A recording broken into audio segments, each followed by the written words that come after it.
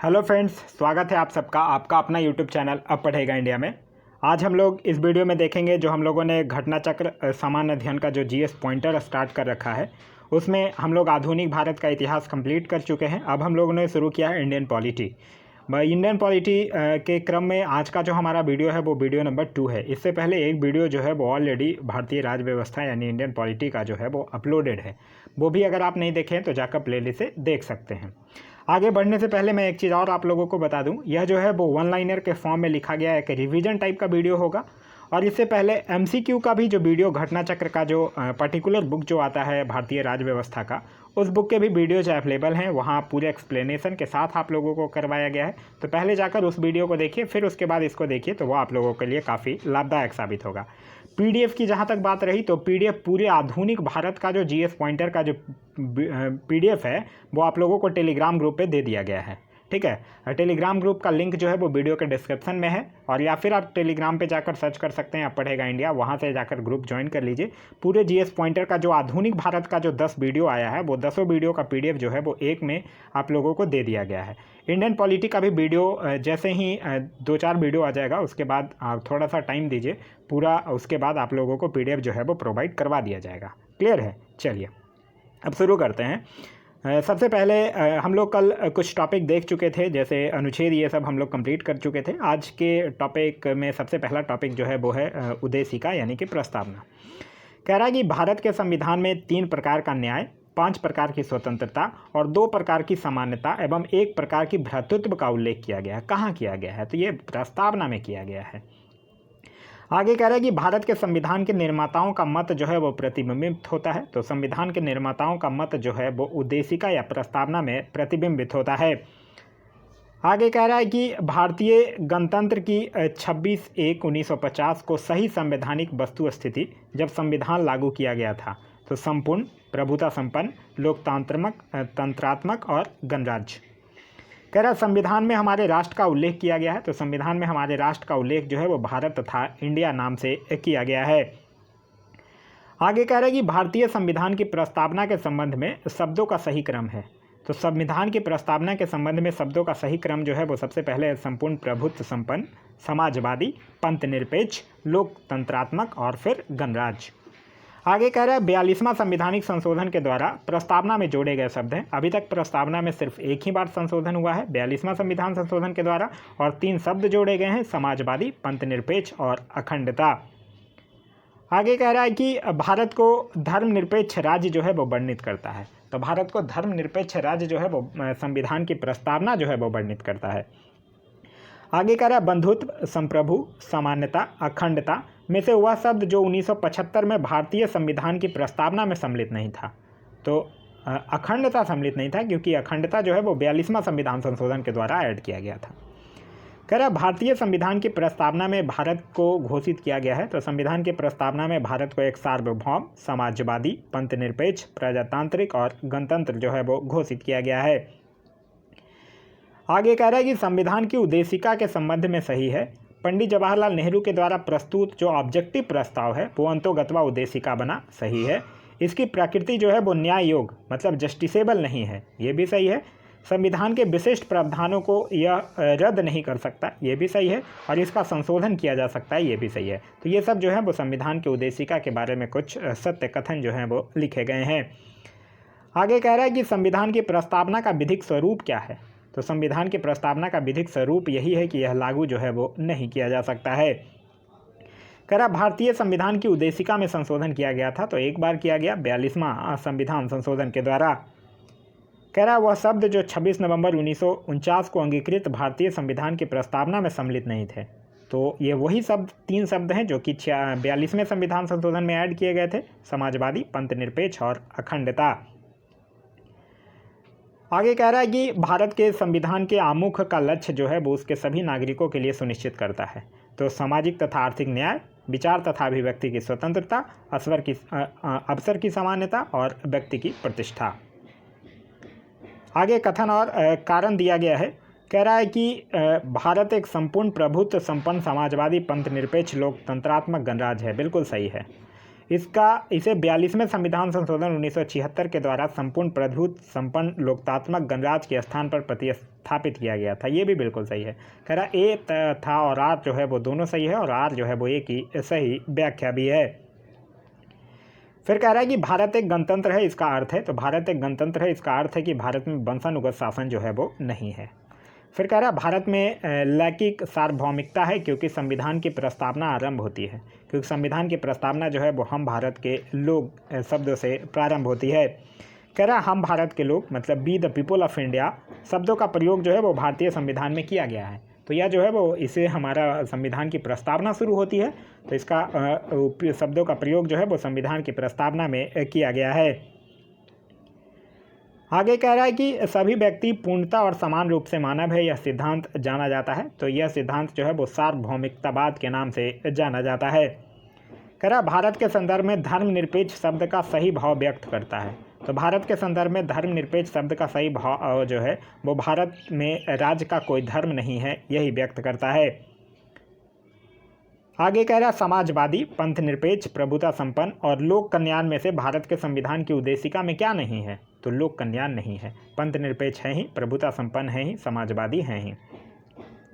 कह रहा भारतीय संविधान की प्रस्तावना में वर्णन नहीं है, तो भारतीय संविधान में आर्थिक स्वतंत्रता का कहीं भी वर्णन जो है वो नहीं किया गया है।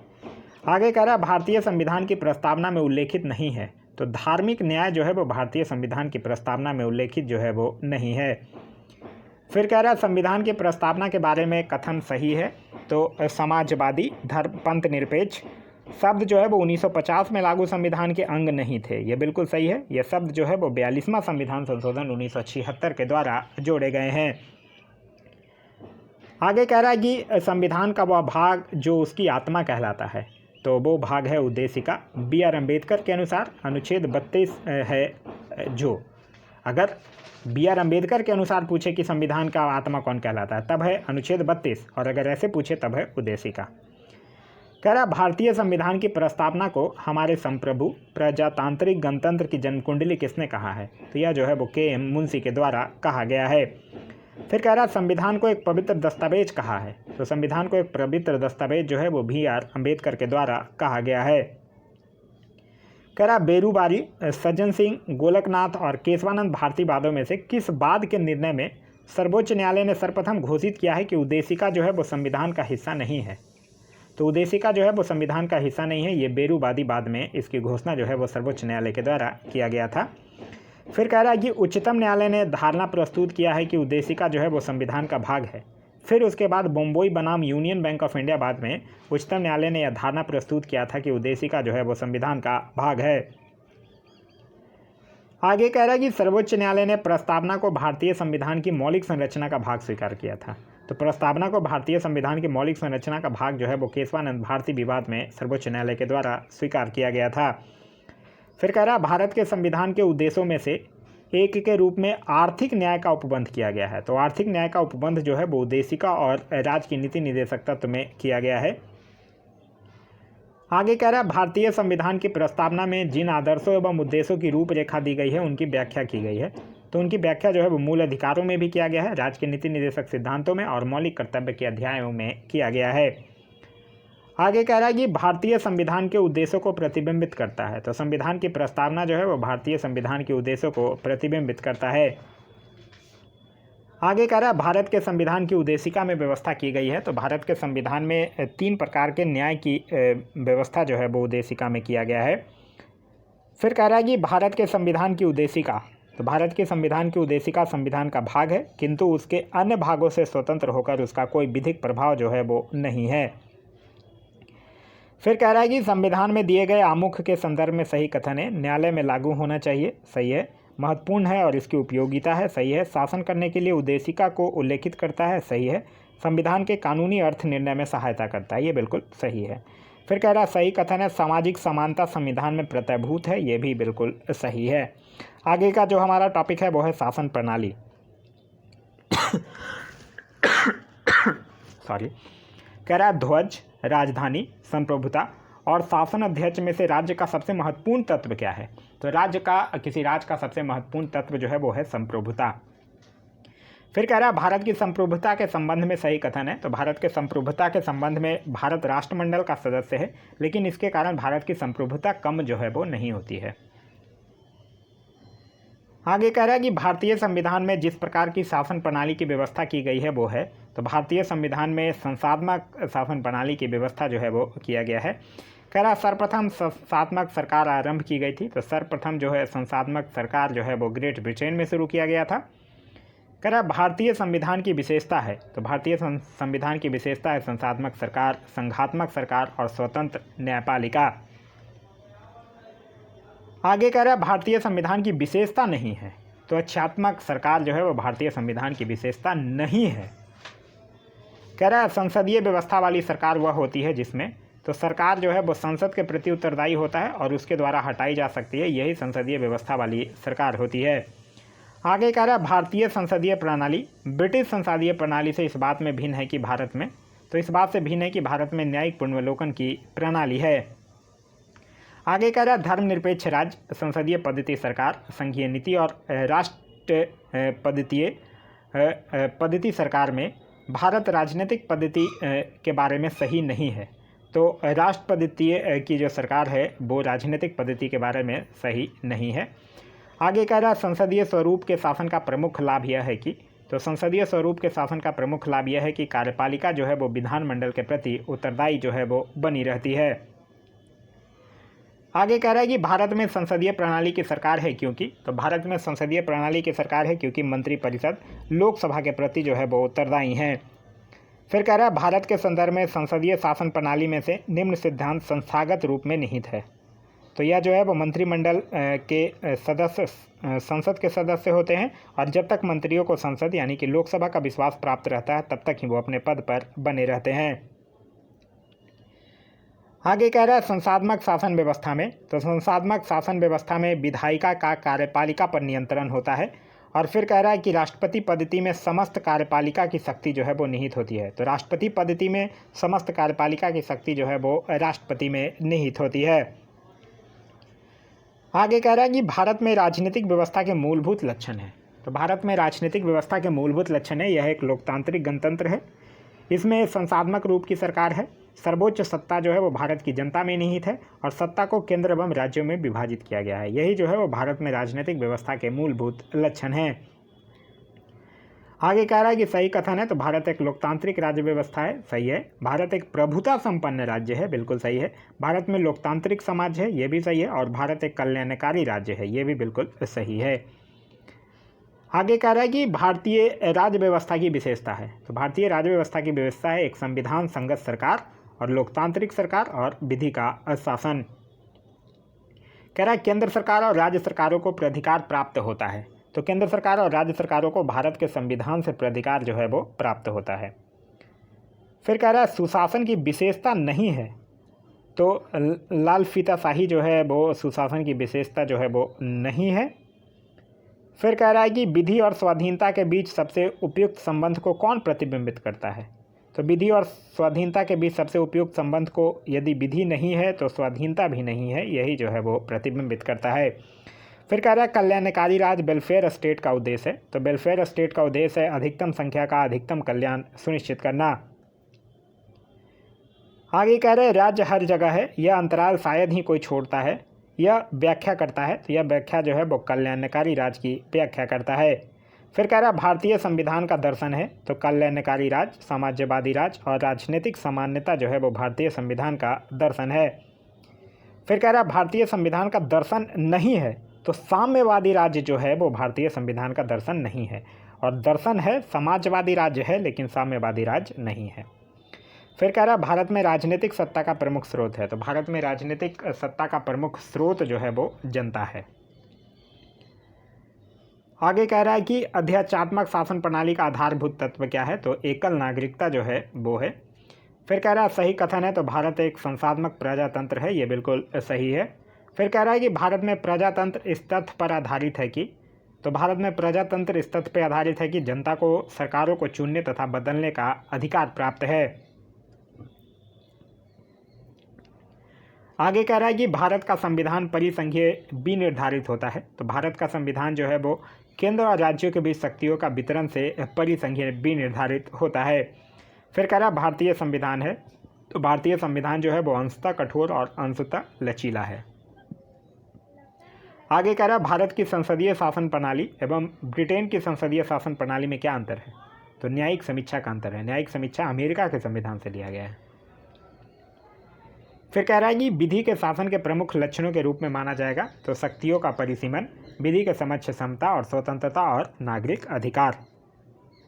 फिर कह रहा है कि भारत के कथन कह रहा है कि भारत के संविधान में एक संघीय प्रणाली का प्रावधान है। ये बिल्कुल सही है। और कारण कह रहा है कि उसने एक बहुत शक्तिशाली केंद्र की रचना की है। इस कारण भी सही है। तो यहाँ दोनों ए और आर सही है, किंतु आर जो है वो ए का सही स्पष्टीकरण नहीं है। आगे कह रहा है कि भारत के संविधान का संघीय लक्षण है। तो भारत के संविधान का संघीय लक्षण है केंद्र तथा राज्यों के बीच शक्ति का बंटवारा, पूर्ण रूप से लिखित संविधान और स्वतंत्र न्यायपालिका। आगे कह रहा है कि भारतीय संघीय व्यवस्था में एकात्मक तत्व है, एक खरी नागरिकता, राज्यपालों की नियुक्ति, आपातकालीन प्रावधान, अखिल भारतीय सेवाएं, राज्यसभा में असमान प्रतिनिधित्व, राज्य विधेयकों पर राष्ट्रपति की स्वीकृति, राज्यों में संवैधानिक संकट के उपबंध, ये सब जो है वो भारतीय संघीय व्यवस्था में एकात्मक तत्व हैं। फिर कह रहा है भारत एक गणतंत्र है, इसमें अंतर्निहित है। तो राज्य का अध्यक्ष जो है वो निर्वाचित होता है, अर्थात भारत में वंशानुगत शासन जो है वो नहीं है। फिर कह रहा है भारत में संघीय व्यवस्था से संबंधित सही कथन है। तो संविधान शासन की मूल संरचना के लिए एक संघीय व्यवस्था की प्रस्तावना करता है तथा एकात्मक झुकाव का उसमें सशक्त मिश्रण है। फिर कह रहा है कथन और कारण है। कह रहा है भारत एक लोकतांत्रिक देश है, यह बिल्कुल सही है। भारत का अपना एक संविधान है, ये भी बिल्कुल सही है। ए और आर दोनों सही है, किंतु आर जो है वो ए की सही व्याख्या नहीं करता है। फिर कह रहा है आध्यात्मिक शासन प्रणाली की विशेषताएं हैं। कार्यपालिका का प्रमुख राष्ट्रपति होता है, बिल्कुल सही है। राष्ट्रपति अपनी मंत्रिपरिषद का चयन स्वयं करता है, सही है। और राष्ट्रपति व्यवस्थायिका को भंग नहीं कर सकता है, यह भी बिल्कुल सही है। फिर कह रहा है कि आध्यात्मिक शासन का उदय सर्वप्रथम हुआ था। तो आध्यात्मिक शासन का सर्वप्रथम उदय जो है वो संयुक्त राज्य अमेरिका में हुआ था। कह रहा है कि भारत का राष्ट्रपति प्रोक्षत निर्वाचित होता है, ये बिल्कुल सही है। और भारत में संसदीय प्रणाली को गणतंत्रवाद के साथ जोड़ा गया है, ये भी बिल्कुल सही है। यहाँ दोनों ए और आर सत्य हैं और आर जो है वो ए का मान स्पष्टीकरण भी है। फिर कह रहा है कि राजनीतिक दल लोकतंत्र के जीवन रखते हैं, ये बिल्कुल सही है। और लोग खराब शासन के लिए सामान्यतः राजनीतिक दलों को कोसते हैं, ये भी सही है। यहाँ ए और आर दोनों सही है और आर का सही स्पष्टीकरण जो आर है वो सही स्पष्टीकरण है ए का। फिर कह रहा है भारत में संघवादिता व्यवहारिक नहीं है, ये सही है। भारत एक संघीय राज्य नहीं है, ये गलत है क्योंकि भारत एक संघीय राज्य है। फिर कह रहा है भारत की संख्यात्मक जो संरचना है उसका मुख्य उद्देश्य इसकी बहुआयामी विविधताओं में से एक राष्ट्र का निर्माण करना और राष्ट्रीय एकता को संरक्षित करना था। तो ये बिल्कुल सत्य है। फिर कह रहा है विविधताओं के समंजन में एक सशक्त ना कि कमज़ोर भारतीय राष्ट्रीयता का निर्माण हुआ है, ये भी बिल्कुल सही है। यहाँ ए और आर दोनों जो है वो अपने आप में सत्य है और आर जो है वो ए की सही व्याख्या भी है। फिर कह रहा है कि महिलाएं, दलित, निर्धन एवं अल्पसंख्यक समूह भारत में लोकतंत्र के सबसे बड़े दावेदार हैं, ये बिल्कुल सत्य है। फिर कह रहा है भारत में लोकतंत्र अधिक आत्मसम्मान की कामना का वाहक बनकर उभरा है, ये भी सही है। यहाँ दोनों ए और आर सत्य हैं और आर ए का मान स्पष्टीकरण भी है। फिर कह रहा है कि भारतीय संविधान के बृहद होने का कारण क्या है। तो भारतीय संविधान के बृहद होने का कारण है कि यह संघ तथा राज्य सरकारों का संविधान है। इसमें अनेक संविधानों के अनुभव समाविष्ट हैं, इसमें विस्तृत प्रशासकीय प्रावधान है और यह एक बड़े देश के शासन से संबंधित है। तो ये सब रीजन हैं जिससे कि भारतीय संविधान के बृहद होने के कारण है। फिर कह रहा है कि भारतीय राजनीतिक व्यवस्था में प्रकृति में निरंतरता और परिवर्तन के तत्व जो है वो मूर्त रूप में पाए जाते हैं, ये बिल्कुल सही है। फिर कह रहा है भारतीय राजनीतिक व्यवस्था में निम्न राजनीतिक कार्यशैली जैसे आधुनिक शैली, परंपरागत शैली तथा संत शैली के तत्व जो है वो समाहित हैं, ये भी सही है। यहाँ ए और आर दोनों सही है और आर जो है वो ए की सही व्याख्या करता है।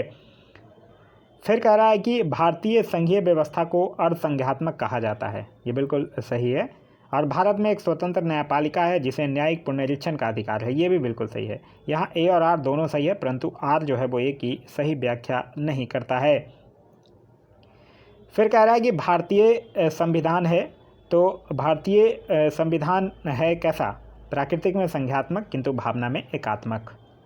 फिर कह रहा है भारतीय संघ राज्य पद्धति, संघबद्ध होने वाली इकाइयों के बीच समझौते का परिमाण जो है वो नहीं है। फिर कह रहा है कि भारतीय संविधान अर्ध संघात्मक है, ये बिल्कुल सही है। और भारतीय संविधान न तो संघात्मक और ना ही एकात्मक, ये भी बिल्कुल सही है। यहाँ ए और आर दोनों सही है और आर जो है वो एक ही सही व्याख्या भी है। फिर कह रहा है कि भारतीय संघवाद को सहकारी संघवाद कहा है, तो भारतीय संघवाद को सहकारी संघवाद जो है वो जी ऑस्टिन के द्वारा कहा गया है। भारत अर्धसंघात्मक राज्य है, ये किसने कहा था? तो ये केसी वेयर के द्वारा कहा गया था। भारतीय संविधान अधिक कठोर तथा अधिक लचीले के मध्य एक अच्छा संतुलन स्थापित करता है, यह कथन किसका है? ये भी जो है वो केसी वेयर का ही कथन है। फिर कह रहा है कि संविधान को संघात्मकता के तंग ढांचे में नहीं ढाला गया है, यह कथन किसका है? यह कथन जो है वो डॉक्टर भीमराव अंबेडकर का है। फिर कह रहा है गणतंत्रीय अवधारणा से संबंधित है, तो एक राज्य जिसमें जनता सर्वोच्च है, सर्वोच्च शक्ति जो है वो निर्वाचित प्रधान में निहित हो, एक ऐसी सरकार जो जनता के द्वारा निर्वाचित प्रतिनिधियों की हो, ये सब जो है वो गणतंत्रीय अवधारणा से संबंधित है। फिर कह रहा है संवैधानिक सरकार वह है जो व्यक्ति की स्वतंत्रता के हित में राज्य की सत्ता पर प्रभावकारी प्रतिबंध जो है वो लगाती है। कह रहा है भारत में दल विहीन प्रजातंत्र प्रस्तावित किया, तो भारत में दल विहीन प्रजातंत्र जो है वो महात्मा गांधी और जयप्रकाश नारायण के द्वारा प्रस्तावित जो है वो किया गया है। आगे कह रहा है कि मिथकों और कहावतों के रूप में प्रशासन के सिद्धांतों को अस्वीकार किसने किया है? तो हर्बर्ट साइमन ने किया है। फिर कह रहा है विकास प्रशासन की अवधारणा से संबंधित है, यह किसने कहा है? तो फ्रेड डब्ल्यू रिंग्स ने कहा है। फिर कह रहा है कि परिभाषा से संवैधानिक सरकार का अर्थ है, तो परिभाषा से संवैधानिक सरकार का अर्थ है सीमित सरकार। फिर कह रहा है राज्य व्यवस्था के संदर्भ में स्वतंत्रता की सर्वाधिक उपयुक्त व्याख्या है, तो राज्य व्यवस्था के संदर्भ में स्वतंत्रता की सर्वाधिक उपयुक्त व्याख्या है स्वयं को पूर्णतः विकसित करने का अवसर। कह रहा है राज्य में समानता होने का एक निहितार्थ यह है कि इसमें विशेषाधिकारों का अभाव है। नेक्स्ट टॉपिक जो है वो है हमारा राष्ट्रीय प्रतीक। चलिए, कह रहा भारत का राष्ट्रीय पशु, तो राष्ट्रीय पशु बाघ, राष्ट्रीय पुष्प तो कमल, राष्ट्रीय पक्षी तो मोर, राष्ट्रीय ध्वज में चक्र में प्रतीक है तो न्याय का, राष्ट्रीय ध्वज में तिलियों की कुल संख्या कितनी है? तो 24, ध्वज की लंबाई चौड़ाई का अनुपात कितना है? तो 3:2, राष्ट्रगान का वादन समय कितना है? तो वो है 52 सेकेंड। फिर कह रहा है कि जन गण मन को भारत के राष्ट्रगान के रूप में कब अपनाया गया? तो 1950 को। भारत की संविधान सभा ने राष्ट्रीय ध्वज को सर्वप्रथम कब स्वीकार किया? तो 22 जुलाई 1947 को। भारत शासन के द्वारा राजकीय चिन्ह अंगीकृत कब किया गया? तो स्टेट एल्बम को 26 जनवरी 1950 को अडॉप्ट किया गया था। फिर कह रहा है भारतीय राष्ट्रीय पंचांग जो है वो आधारित है, तो भारतीय राष्ट्रीय पंचांग जो है वो शक संवत पर आधारित है और राष्ट्रीय पंचांग को अपनाया गया था, तो राष्ट्रीय पंचांग को 22 मार्च 1957 को अपनाया गया था। नेक्स्ट जो हमारा टॉपिक है वो है राज्य एवं संघ राज्य क्षेत्र। कह रहा संविधान में हमारे राष्ट्र का उल्लेख किन नामों से हुआ है? तो संविधान में हमारे राष्ट्र का जो उल्लेख है वो भारत तथा इंडिया के नाम से हुआ है। फिर कह रहा संविधान के प्रथम अनुच्छेद के अनुसार भारत है, तो संविधान के प्रथम अनुच्छेद के अनुसार भारत जो है वो राज्यों का संघ है। फिर कह रहा भारतीय संसद को नया राज्य बनाने का अधिकार है, तो संविधान के अनुच्छेद 3 के अंतर्गत संसद को नया राज्य बनाने का जो है वो अधिकार जो है वो प्राप्त है। आगे कह रहा नए राज्य के गठन की शक्ति निहित है, तो नए राज्य की गठन की शक्ति जो है वो संसद में निहित है। भारत के संविधान के अंतर्गत राज्यों की सीमाओं को परिवर्तित कराने की शक्ति जो है वो प्राप्त है, तो भारत के संविधान के अंतर्गत राज्यों की सीमाओं को परिवर्तित करने की शक्ति जो है वो संसद को प्राप्त है। फिर कह रहा है कि एक राज्य को संघ में सम्मिलित करने अथवा नए राज्यों की स्थापना करने की कार्यपालीय शक्ति जो है वो प्राप्त है किसको? तो वो संसद को प्राप्त है। आगे कह रहा है कि नए राज्यों के निर्माण के बारे में सही है, तो संसद विधि द्वारा एक नए राज्य का निर्माण कर सकती है। इस प्रकार की विधि में संविधान की पहली अनुसूची और चौथी अनुसूची के संशोधन का प्रावधान होगा। इस प्रयोजन के लिए विधेयक संसद में तब तक पुनः स्थापित नहीं किया जा सकता जब तक कि उसे राज्य के विधानमंडल को निर्दिष्ट नहीं किया गया हो, जिसके क्षेत्र सीमाओं या नाम पर इसका प्रभाव पड़ता है। इस प्रकार की विधि अनुच्छेद 368 के तहत संविधान संशोधन जो है वो नहीं समझी जाएगी। आगे कह रहा है कि भारत में एक नया राज्य सृजित करने वाले विधेयक का पारित होना अनिवार्य है, तो संसद में साधारण बहुमत के द्वारा पारित होना जो है वो अनिवार्य है। आगे कह रहा है भारत में संघ राज्यों का प्रशासन होता है, तो भारत में संघ राज्यों का प्रशासन जो है वो राष्ट्रपति के द्वारा होता है। आगे है कि अनुच्छेद 240 के अंतर्गत कुछ संघ राज्य क्षेत्रों के लिए विनियम बनाने की राष्ट्रपति की शक्ति जो है वो निम्नलिखित है। तो 240 के 1 का क अंडमान और निकोबार द्वीप, 240 ए का ख लक्षद्वीप, 240 ए के ग के तहत दादर और नगर हवेली और दमन और दीप, और 240 के ए के अड़ के तहत पुडुचेरी। कह रहा है कि ज्ञात है कि 26 जनवरी 2020 से 2 केंद्र शासित प्रदेशों दादर और नगर हवेली और दमन और दीप का आपस में विलय कर एक केंद्र शासित प्रदेश दादर और नगर हवेली तथा दमन दीप जो है वो घोषित कर दिया गया है। आगे कह रहा है कथन और कारण दिया गया है। कह रहा है कि भारत जो है वो संघ नहीं है, तो यह गलत है क्योंकि भारत राज्यों का संघ है। फिर कह रहा है किसी भी राज्य का क्षेत्र सीमा नाम उसकी सहमति के बिना भी परिवर्तित करने की शक्ति जो है वो संघीय संसद को प्राप्त है। ये बिल्कुल सही है, तो यहाँ ए गलत है लेकिन आर जो है वो सही है। आगे कह रहा है नए राज्यों के निर्माण के लिए संवैधानिक उपबंध हैं, तो नए राज्यों के निर्माण के लिए संवैधानिक उपबंध हैं किसी राज्य का क्षेत्र बढ़ाकर, किसी राज्य का क्षेत्र घटाकर और किसी राज्य का नाम परिवर्तन कर कह रहा है संवैधानिक प्रावधानों के अनुसार राज्य की सीमा को बदलने के लिए, तो संवैधानिक प्रावधानों के अनुसार राज्य की सीमा को बदलने के लिए राज्य की सहमति जो है वो आवश्यक नहीं है। फिर कह रहा संविधान के अनुच्छेद 3 के तहत संसद के कानून के द्वारा संभव है, तो नए राज्यों का गठन, राज्यों के क्षेत्रों में परिवर्तन और राज्यों की सीमाओं में परिवर्तन। फिर कह रहा है कि संसद विधि द्वारा भारतीय संघ में नए राज्यों का प्रवेश या उनकी स्थापना कर सकती है, तो यह किससे? संविधान के अनुच्छेद 2 के तहत। आगे कह रहा है कि सही कथन है, तो संविधान में यूनियन ऑफ स्टेट शब्द प्रयुक्त हुआ है क्योंकि भारत जो है वो राज्यों को अलग होने का अधिकार नहीं है, भारतीय राज्यों को अलग होने का अधिकार नहीं है, तो ये बिल्कुल सही है। कह रहा है एसके धर आयोग ने राज्यों के पुनर्गठन हेतु भाषा के आधार की अपेक्षा प्रशासनिक सुविधा को वरीयता दिया था, ये भी बिल्कुल सही है।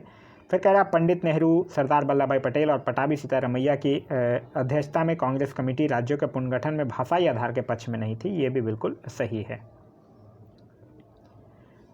आगे कह रहा है कि यदि भारतीय संघ में एक नए राज्य का सृजन किया जाना हो तो संशोधन करना आवश्यक होगा, तो नए राज्य को सृजन करने के लिए प्रथम अनुसूची को संशोधन करना जो है वो आवश्यक होगा। फिर आगे कह रहा है कि भारत में संघ शासित प्रदेश हैं, तो 8 जो हैं वो संघ शासित प्रदेश हैं। कह रहा है लोकसभा में केंद्र शासित प्रदेशों के लिए सीटें स्थान जो है वो आरक्षित है, तो 20 वर्तमान में लोकसभा में संघ शासित क्षेत्रों के 19 जो हैं वो प्रतिनिधि हैं। आगे कह रहा है राज्य पुनर्गठन आयोग ने 1 नवंबर 1956 को बनाए, तो राज्य पुनर्गठन आयोग जो है वो 1 नवंबर 1956 को 14 राज्य और 6 केंद्र शासित प्रदेश या संघ शासित प्रदेश जो है वो उन्होंने बनाया था। भारत में वर्तमान में अगर बात कीजिएगा तो 28 राज्य और 8 संघ शासित प्रदेश हैं। फिर कह रहा है कि संघ राज्य क्षेत्र है, तो संघ राज्य क्षेत्र है अंडमान और निकोबार द्वीप समूह, दिल्ली, चंडीगढ़, जम्मू कश्मीर, लद्दाख, लक्षद्वीप, दादर और नगर हवेली तथा दमन द्वीप और पुडुचेरी। फिर कह रहा है दिल्ली है, तो दिल्ली भी क्या है? एक केंद्र शासित प्रदेश या है। फिर कह रहा है कि दिल्ली को राष्ट्रीय राजधानी क्षेत्र का दर्जा दिया गया, तो दिल्ली को राष्ट्रीय राजधानी क्षेत्र का दर्जा जो है वो 69 में संविधान संशोधन 1991 के द्वारा दिया गया था। आगे कह रहा है सही कथन है, गोवा को 1987 में पूर्ण राज्य का दर्जा प्राप्त हुआ, ये बिल्कुल सही है। दीव खंबात की खाड़ी में एक टापू है, ये बिल्कुल सही है। दीव जो है वो खंबात की खाड़ी में एक टापू है।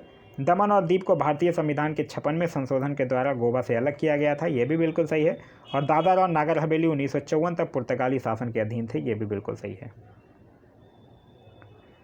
आगे कह रहा है कि सिक्किम को विधिवत भारत संघ के एक पूर्ण राज्य के रूप में सम्मिलित कब किया गया था, तो सिक्किम को विधिवत भारत संघ के एक पूर्ण राज्य के रूप में 36वें संविधान संशोधन के द्वारा सम्मिलित किया गया था। फिर कह रहा है राज्यों का भारत संघ के संपूर्ण राज्य का दर्जा प्राप्त होने का सही कालानुक्रम क्या है, तो सबसे पहले नागालैंड, फिर हरियाणा, फिर सिक्किम, फिर अरुणाचल प्रदेश। कह रहा भारतीय राज्यों के उनके निर्माण के अनुसार कालानुक्रम क्या है, तो पहले सिक्किम, फिर अरुणाचल प्रदेश, फिर छत्तीसगढ़, फिर झारखंड, ये एक्चुअली ऑप्शंस के अकॉर्डिंग है। फिर कह रहा है कि छत्तीसगढ़ राज्य जो है वो स्वरूप में आया, तो छत्तीसगढ़ आया 1 नवंबर 2000 को, उत्तराखंड आया 9 नवंबर 2000 को और झारखंड बना 15 नवंबर 2000 को। यही 3 राज्य बने थे, 1 नवंबर 2000 को छत्तीसगढ़, 9 नवंबर 2000 को उत्तराखंड और 15 नवंबर 2000 को झारखंड बिहार से अलग होकर। आगे कह रहा है कि दिए गए राज्यों के गठन निम्न वर्षों में हुआ था, तो आंध्र प्रदेश का गठन 1953 में, हरियाणा का गठन 1966 में, हिमाचल प्रदेश का 1971 में और सिक्किम का 1975 में। फिर अगर बात कर रहे हैं नागालैंड का, तो नागालैंड का स्थापना है 1 दिसंबर 1963, मेघालय का है 21 जनवरी 1972, सिक्किम का है 16 मई 1975 और अरुणाचल प्रदेश का है 20 फरवरी 1987। फिर कह रहा है कि राज्य के निर्माण का सही अवरोही क्रम किस प्रकार है। हरियाणा की अगर बात करते हैं तो निर्माण का वर्ष है इसका 1966, महाराष्ट्र का है 1960 और राजस्थान का है 1958। आगे कह रहा है कि सही सुमेलित है, राज्य और अस्तित्व में आने वाले वर्ष हैं। नागालैंड कब अस्तित्व में आया? 1963 में, झारखंड 2000 में, तेलंगाना जो है वो 2014 में और सिक्किम जो है वो 1975 में। आगे कह रहा है कि सत्य कथन है, गोवा को दमन एवं दीव से अलग किया गया, बिल्कुल सही है। बम्बई राज्य गुजरात एवं महाराष्ट्र में विभाजित किया गया, बिल्कुल सही है। और हिमाचल प्रदेश पहले संशासित प्रदेश की सूची में था, ये भी बिल्कुल सही है। और मैसूर राज्य का नया नाम कर्नाटक रखा गया, ये भी बिल्कुल सही है। फिर कह रहा है सही कथन है, कांग्रेस के नागपुर सत्र 1920 के पश्चात प्रांतीय कांग्रेस समितियों का गठन जो है वो भाषाई आधार पर किया गया था, ये बिल्कुल सही है। फिर कह रहा है कि 1948 में कांग्रेस ने भाषाई आधार पर प्रांतों के गठन की मांग को अस्वीकार कर दिया था, ये भी बिल्कुल सही है। आगे कह रहा है कि भाषा के आधार पर राज्यों के गठन हेतु राज्य पुनर्गठन आयोग की स्थापना कब की गई थी? तो राज्य पुनर्गठन आयोग की स्थापना जो है वो 29 दिसंबर 1953 को। आगे कह रहा है भाषाई आधार पर भारत में सर्वप्रथम गठन हुआ, तो भाषाई आधार पर सर्वप्रथम गठन होने वाला जो राज्य है वो है आंध्र प्रदेश। फिर कह रहा है कि आंध्र प्रदेश एक भाषाई राज्य के रूप में गठित किया गया, तो कब किया गया भाषाई राज्य के रूप में? 1953 में। फिर कह रहा है भाषाई आधार पर राज्यों का पुनर्गठन कब हुआ? तो भाषाई आधार पर राज्यों का पुनर्गठन हुआ 1956 में। फिर कह रहा है बिहार, सिक्किम, हिमाचल प्रदेश तथा जम्मू कश्मीर में से किसी विशेष श्रेणी दर्जा कभी प्रदान नहीं किया गया, तो बिहार को कभी भी विशेष श्रेणी का दर्जा जो है वो प्रदान नहीं किया गया। नेक्स्ट टॉपिक जो है वो है हमारा नागरिकता। कह रहा है भारत के संविधान के किस भाग में नागरिकता से संबंधित प्रावधान है? तो यह जो है वो भाग 11 में है। फिर कह रहा है भारतीय संविधान के कौन से अनुच्छेद जो है वो नागरिकता से संबंधित है? तो अनुच्छेद 5 से 11 जो है वो नागरिकता से संबंधित है, भाग 2 और अनुच्छेद 5 से 11। फिर कह रहा है भारतीय संविधान प्रदान करता है, तो भारतीय संविधान जो है वो एकल नागरिकता प्रदान करता है। फिर कह रहा है भारतीय नागरिकता प्राप्त की जा सकती है, तो भारतीय नागरिकता जो है वो जन्म के द्वारा, देशीकरण के द्वारा, किसी भूभाग के सम्मिलन के द्वारा जो है वो प्राप्त की जा सकती है। फिर कह रहा है भारत का नागरिक अपनी नागरिकता खो देगा यदि वह, तो भारत का नागरिक अपनी नागरिकता खो देगा यदि वह भारतीय नागरिकता का परित्याग करता है या फिर स्वेच्छा से अपने देश की नागरिकता जो है वो प्राप्त करता है।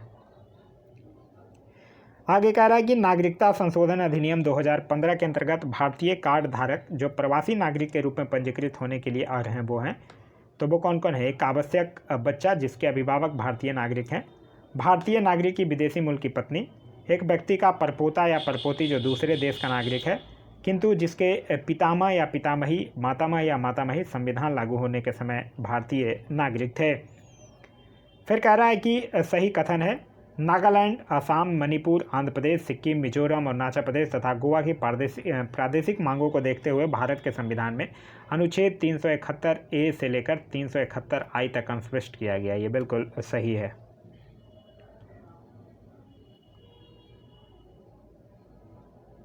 चलिए आगे कह रहा है कि दोहरी नागरिकता यानी पॉलिसी ऑफ ड्यूअल सिटीजनशिप का सिद्धांत स्वीकार किया गया, तो यह जो है वो संयुक्त राज्य अमेरिका में। फिर कह रहा है नागरिकता के अर्जन हेतु शर्तों को नियत करने के लिए सक्षम कौन है? तो संसद है। फिर कह रहा है नागरिकता अधिनियम 1955 के अंतर्गत पंजीकरण द्वारा भारतीय नागरिकता प्राप्त करने के लिए भारतीय मूल के व्यक्ति को भारत में बिताने होंगे, तो भारत में कम से कम 7 वर्ष जो हैं वो बिताने होंगे। फिर कह रहा है कि नागरिकता संशोधन विधेयक 2019 पारित किया गया, तो यह 9 दिसंबर 2019 को लोकसभा के द्वारा और 11 दिसंबर 2019 को राज्यसभा के द्वारा पारित किया गया था। तो यह था हमारा आज का वीडियो आप लोगों को कैसा लगा कमेंट करके ज़रूर बताइएगा। साथ ही साथ यह घटना चक्र जीएस पॉइंटर का जो सीरीज़ है वो आप लोगों को रिवीजन करने में कितना हेल्प कर रहा है वो भी कमेंट करके ज़रूर बताइएगा।